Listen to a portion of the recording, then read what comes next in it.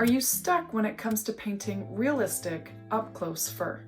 Maybe you're painting medium or long-length fur. Maybe you're even working on a German Shepard painting like I just completed of Shaw, the old man German Shepard. Hi creatives, Lauren here with Lauren Elizabeth Animal Art. If you're new here, welcome. I'm a certified art therapy practitioner and an independent pet and wildlife artist.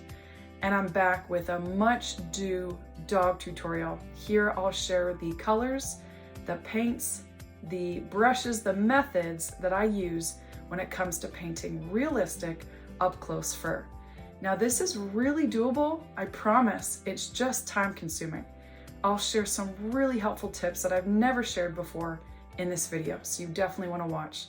All right guys, let's get to it.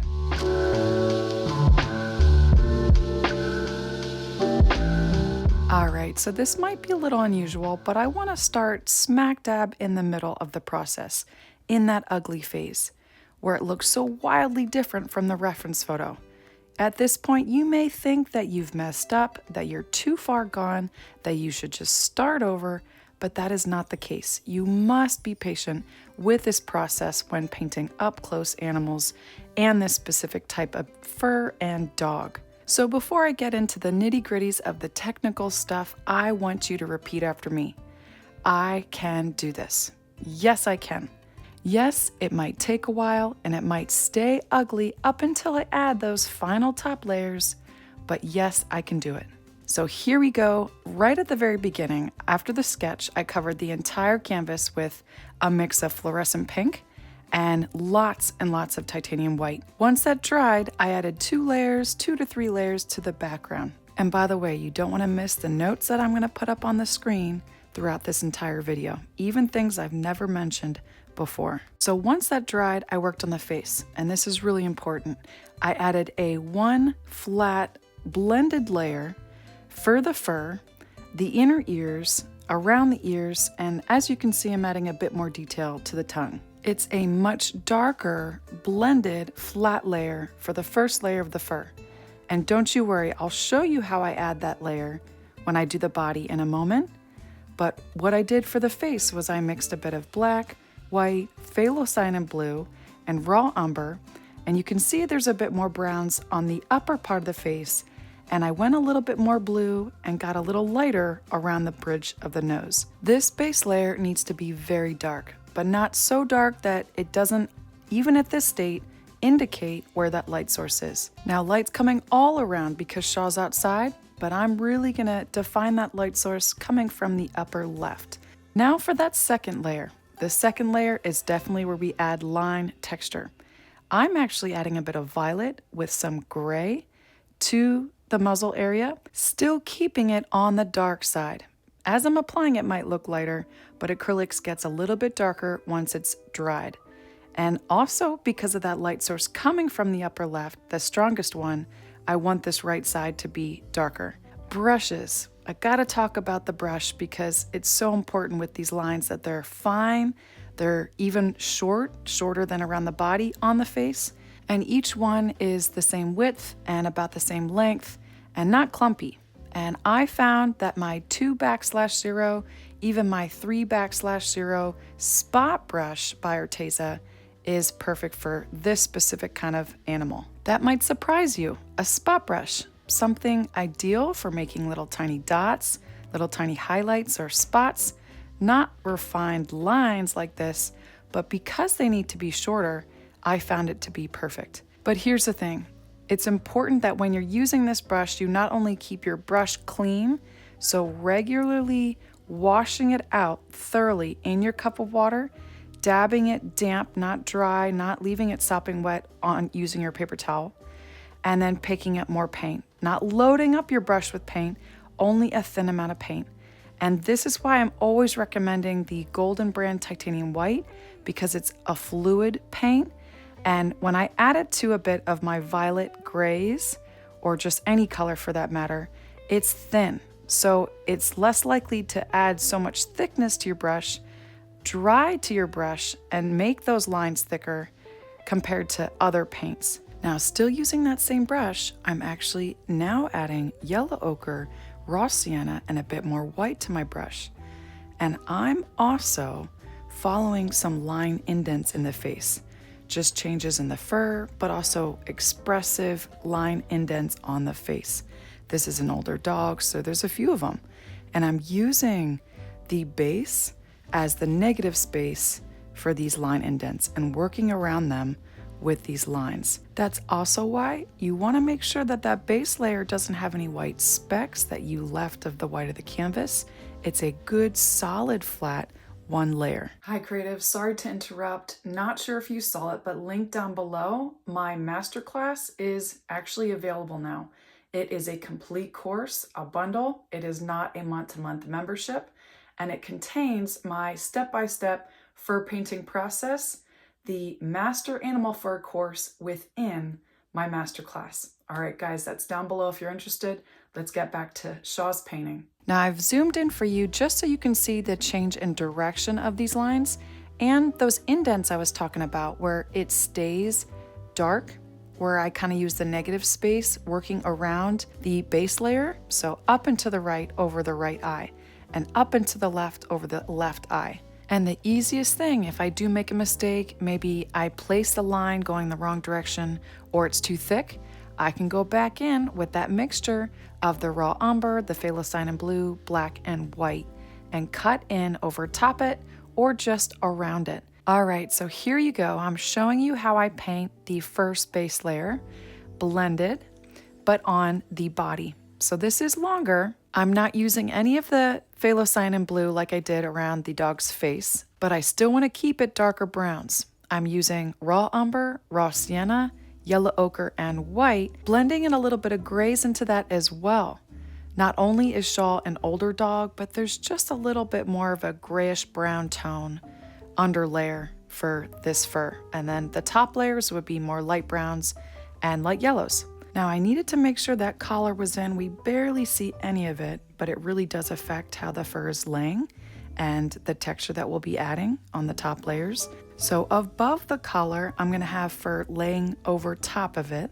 And then below that collar, I wanna cut in with this flat layer beneath it, not adding texture into it, if that makes sense. And so with my Arteza angle brush size 6, that's my Arteza size 6 angle brush, I'm adding this flat, good amount of paint on my brush to overtop the pink and white. But notice how it's all not one color. It's actually kind of a mix. I've zoomed out now of the reference photo so you can see this, how we have areas of much darker brown, nearly black fur on the back, around the head and face, and then areas that are much brighter, almost white.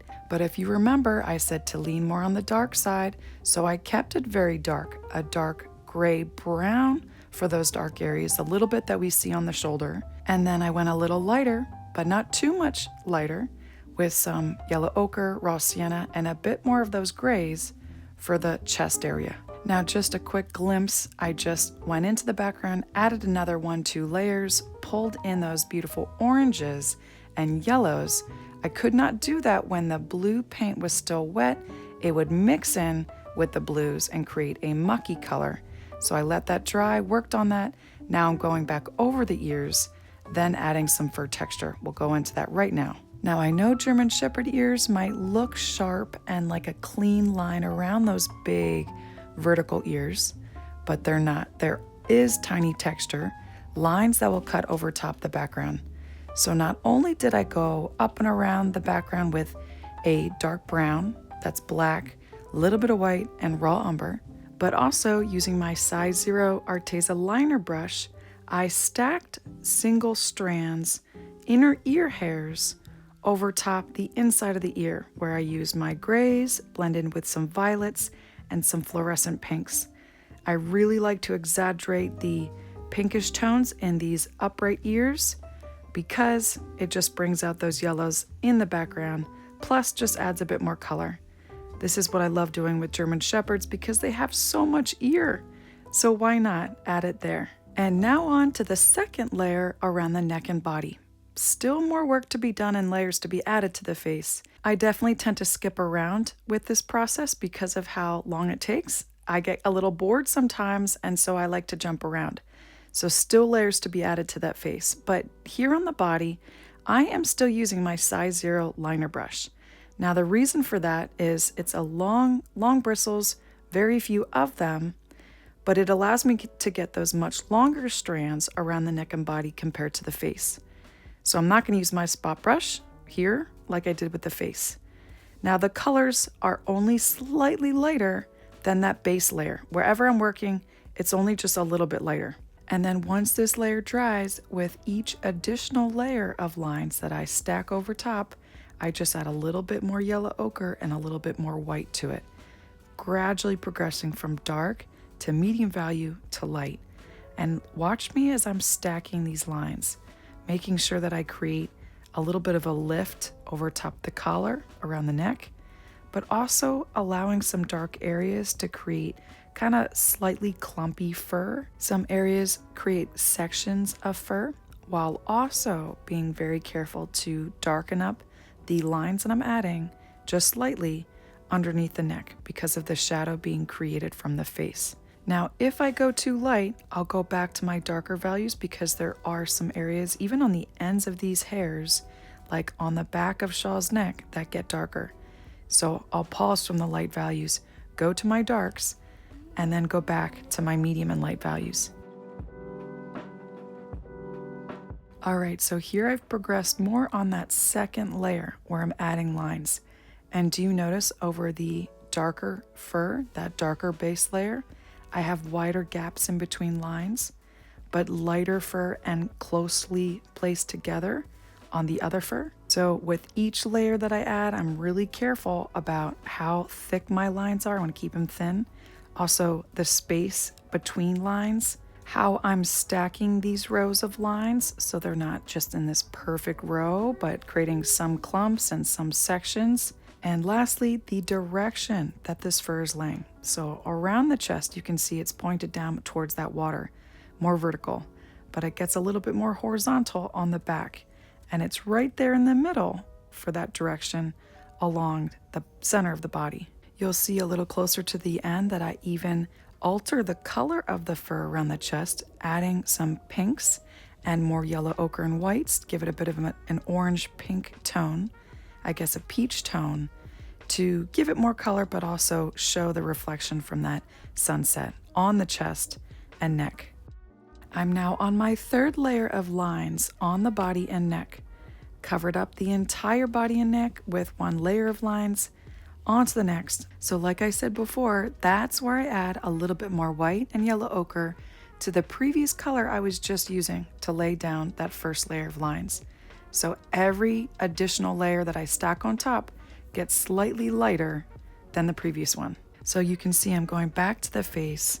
So if you're breaking this up into sessions, which is very normal considering how long this takes, you might want to test out the value of the lines that you added previously.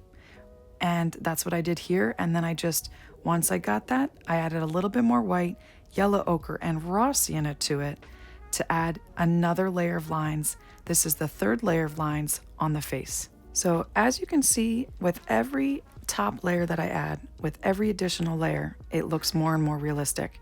So it's better to have lots of rounds of these values. And that's even more reason why you don't want to jump too light too soon.